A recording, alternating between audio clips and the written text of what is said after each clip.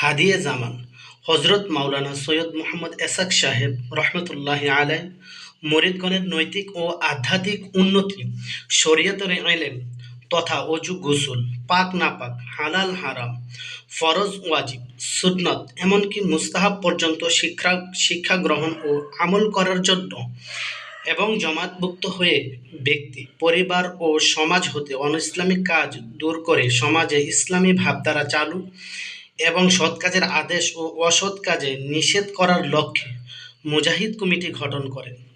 হজরত মাওলানা এসাক সাহেব রহমতুল্লাহ আলাই যেখানেই মাহফিল করতেন সেখানেই মুজাহিদ কমিটি গঠন করে তার মুরিদদেরকে সপ্তাহে একদিন হালকায় জিকির ও তালিমের মজলিস কায়েম করার নির্দেশ দিতেন। দেশের বিভিন্ন এলাকায় তথা শহর ও গ্রামগঞ্জে মুজাহিদ কমিটির সংখ্যা বৃদ্ধি পেতে থাকে। এক পর্যায়ে আল্লাহর কুতুব ঢাকা এবং খুলনায় কেন্দ্রীয় মুজাহিদ কমিটি নামে দুইটি কমিটি গঠন করেন। ঢাকার দয়াগঞ্জ এবং খুলনার নূরনগরে মাসিক ইজতেমাও চালু করেন।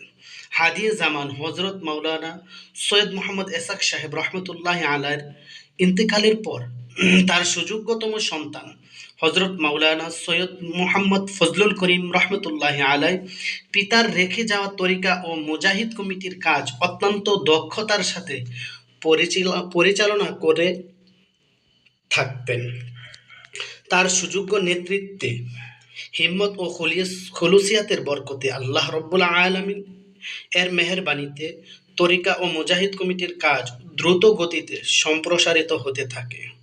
মুজাহিদ কমিটি ও হালকায়ে জিকির কমিটির সংখ্যা বৃদ্ধি পেতে থাকলে এক পর্যায়ে সারা দেশে গড়ে ওঠা মুজাহিদ কমিটিগুলোকে এক জমাতভুক্ত সুশৃঙ্খলার সাথে তরিকার কাজ সামনে এগিয়ে নেওয়ার লক্ষ্যে আমাদের রাহবার শায়েখ ও মুর্শিদ হজরত মাওলানা সৈয়দ মোহাম্মদ ফজলুল করিম রহমতুল্লাহ আলাই 1982 সালে বাংলাদেশ মুজাহিদ কমিটি নামে একটি অরাজনৈতিক সংগঠন গড়ে তোলেন।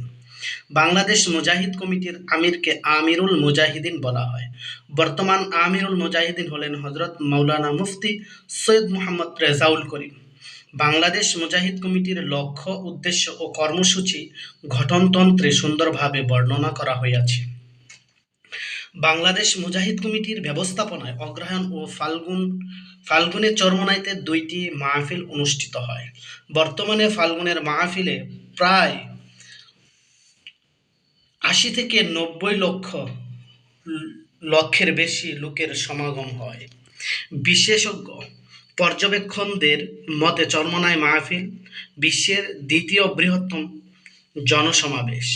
পবিত্র হজের পর এর স্থান শুধু লোক সংখ্যার দিক দিয়েই নয়, হেদায়েতের দিক দিয়েও এর আলাদা বৈশিষ্ট্য, স্বাতন্ত্র্য ও প্রভাব রয়েছে।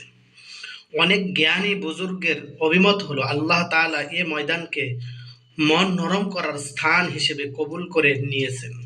এ মাহফিলে অংশগ্রহণ করে প্রতি বছর যে হাজার হাজার মানুষ হেদায়েত প্রাপ্ত হচ্ছে তা সর্বজন বিদিত ও স্বীকৃত সত্য।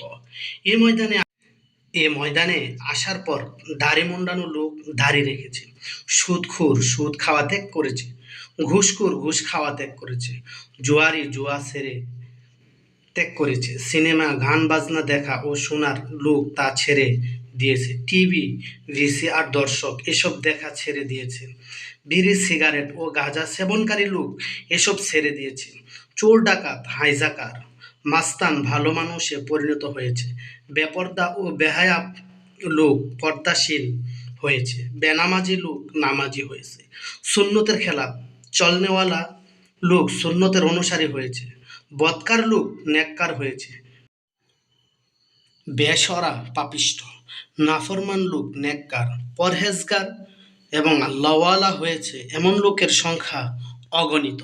সুবহানাল্লাহ। এটি একটি কবুলিয়ত ময়দান।